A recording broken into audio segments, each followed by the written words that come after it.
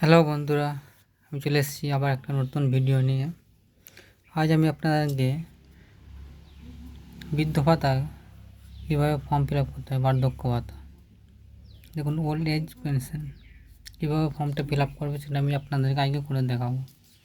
এখানে একটা colour passport সাইজের ফটো চিঠি নেবেন, ঠিক আছে, রিসেন্ট।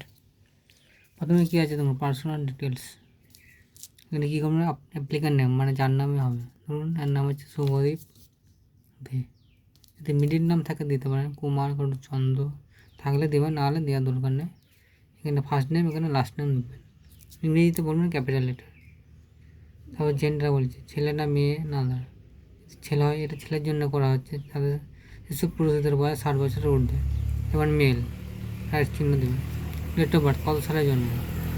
60 বছর মানে জন্ম হতে হবে মিনিমাম, 60 তো হতেই হবে। 1962 সালে জন্ম, মানে এখন তার বয়স হচ্ছে 64। দেখুন, as on 1 January current year 64 বছর বয়স। বলছে তার বাবার নাম হচ্ছে আকাশ দে, আর মাদার নেম অর্চনা দে। ঠিক আছে, লিখে দিয়েছি। তো কোন কাস্ট, জেনারেল। কেউ যদি এসসি হয়ে থাকলে এসসি দেবেন, এসটি হয়ে থাকলে এসটি, আদার্স থাকলে আদার্স। জেনারেল করেছি জেনারেল। তারপর বলেছে আনম্যারিড, বিবাহিত না সেপারেট না ভাগ হয়ে গেছে, আলাদা থাকে। তাহলে বিবাহিত, তার জন্য বিবাহিত দাগ দিয়েছি। পাউস না, যদি পাউস বলতে স্ত্রীর নাম যদি থাকে, স্ত্রী যদি থাকে তার নাম দেবেন। যদি বিবাহিত হয়ে থাকে স্ত্রীর নাম অনিমা দে। এখানে বলছে মান্থলি ইনকাম কত, না ভুলে গেছে।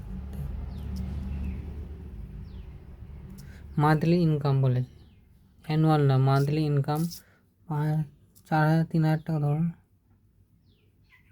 মান্থলি ইনকাম হবে আমার 3,000 টাকা। তা 3 বারং 36, 3,000 টাকা দেবেন। তারপর বলছে আধার কার্ডের নাম্বার, আধার কার্ডের নাম্বারটা এখানে দিয়ে দেবেন। তারপর বলছে ভোটার কার্ডের নাম্বার, এটা হচ্ছে ভোটার কার্ডের নাম্বারটা এখানে দিয়ে দেবেন। দেখুন স্টেট ওয়েস্ট বেঙ্গল। অ্যাসেম্বলি মানে অ্যাসেম্বলি কনস্টিটিউট কোথায়, আপনার যদি বিধানসভার নাম দিতে হবে, আপনার কোথায় বিধানসভা, যেমন জয়পুর, বিষ্ণুপুর, কলকাতা, বরানগর, ঠিক আছে। বিধানসভা যেটা থাকবে সেখানে দিয়ে দেবেন। ডিস্ট্রিক্ট, আপনি কোন জেলায় বাস করেন, জেলার নাম এখানটাই দেবেন। তারপরে পুলিশ স্টেশন, আপনি কোন পুলিশ স্টেশনে থানার নাম দিবেন, কোন থানায় বসবাস করেন। ব্লক মানে কোন ব্লকে বসবাস করেন সেটার নাম দেবেন। বলেছে ওয়ার্ড, জিপি, কেউ যদি ওয়ার্ডে বাস করেন ওয়ার্ডের নাম দেবেন। কেউ যদি পঞ্চায়েতের মধ্যে থাকেন তো পঞ্চায়েতের নাম এখানে ফিল আপ করে দেবেন। তো বলছে ভিলেজ বা টাউন, আপনি যদি গ্রামে বাস করেন গ্রামের নাম দেবেন, আর যদি টাউনে বাস করেন সিটির নাম এখানে দিতে হবে। হাউস বা প্রেমিস নাম্বার, হাউসে যদি নাম্বার থেকে দিবেন। স্ট্রিট, রাস্তা যদি নাম্বার থেকে রাস্তার নাম যদি থাকে দিবেন, নাহলে দেওয়ার দরকার নেই। পোস্ট অফিস, আপনি কোন পোস্ট অফিসে বসবাস করেন সেটা দিবেন। তারপর হচ্ছে পিনকোড, পিনকোডটা দিয়ে দেবেন। তাহলে যে number of year dwelling West Bengal, ওয়েস্টবেঙ্গলে কত বছর বসবাস করছে। আপনি যদি জন্ম থেকে এখানে বসবাস করেন তাহলে জন্ম থেকে কত বয়স হচ্ছে সেটা এখানে দেবেন। আমি যেমন জন্ম থেকে বসবাস করছি 64 ইয়ার্স ওল্ড, ঠিক আছে। ব্যাংকের নাম, যেমন আমার হচ্ছে ব্যাংকের নাম হচ্ছে স্টেট ব্যাঙ্ক অফ ইন্ডিয়া। তো ব্রাঞ্চ, কোন ব্রাঞ্চ, আপনার ব্রাঞ্চের নাম দিয়ে দেবেন। যদি কলকাতা হয়ে থাকে কলকাতা, আরামবাগ হয়ে থাকলে আরামবাগ, বিষ্ণুপুর হয়ে থাকলে বিষ্ণুপুর দিয়ে দেবেন। ব্যাংকের অ্যাকাউন্ট নাম্বার, আর আইএফএসসি কোড SBI N001504 দিয়ে দেবেন। তারপর কী কী দিতে হবে দেখুন, কালার পাসপোর্ট সাইজের ফটো 3 দিয়ে দেবেন। আধার কার্ড 1 কপি দিতে হবে, ভোটার কার্ড 1 কপি, যদি কাস্ট সার্টিফিকেট থাকে দেবেন, আর দিয়ে দরকার। Residence certificate, self declaration certificate, মানে নিজে হাতে লিখে সই করে দিতে হবে, সেলফ ডিক্লারেশন।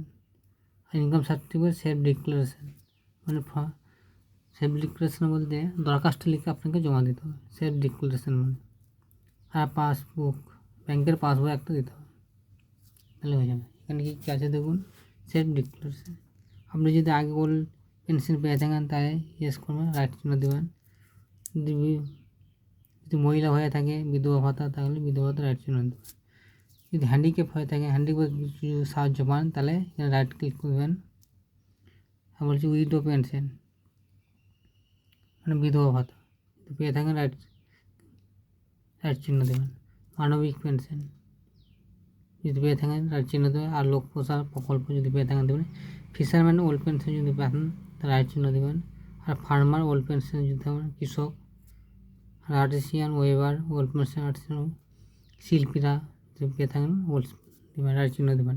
পেনশন আর রিটায়ার এমপ্লয়ি ফ্যামিলি পেনশন মানে গভর্নমেন্টের তরফ থেকে কেউ যদি পেনশন পান তাহলে রাইট চিহ্ন এখানে দিয়ে দেবেন। তারপরে এখানে সিগনেচার করবেন, যার নাম হবে সেখানে সিগনেচার করবেন। এটা অ্যাকনোলেজমেন্ট অফিস করবে, আপনাকে করার দরকার নেই। আর এইটা হচ্ছে অফিস করবে, ইউজফুল অনলি অফিস। তারপরে কী আছে, তারপরে এখানে বলেছে কারেন্ট কনসেন্ট আধার অথেন্টিকেট। এখানে আপনার আধার নাম্বারটা লিখে দেবেন। তারপর এখানে আপনার সিগনেচার দিবেন আর এখানে ফোন নাম লিখবেন।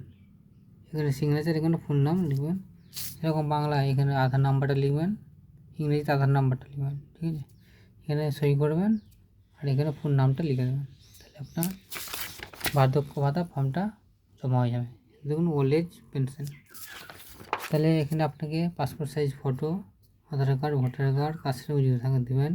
রেসিডেন্স সার্টিফিকেট মানে সেলফ ডিক্লারেশন, একটা সাদা কাগজে আপনি এই এলাকায় বসবাস করেন সেটা সই করে জমা দেবেন। আর ইনকাম সার্টিফিকেটও জমা দিতে হবে, সেলফ ডিক্লারেশন। তো থ্যাংক ইউ। চ্যানেলটা সাবস্ক্রাইব করবেন আর শেয়ার করতে ভুলবেন না। Thank you.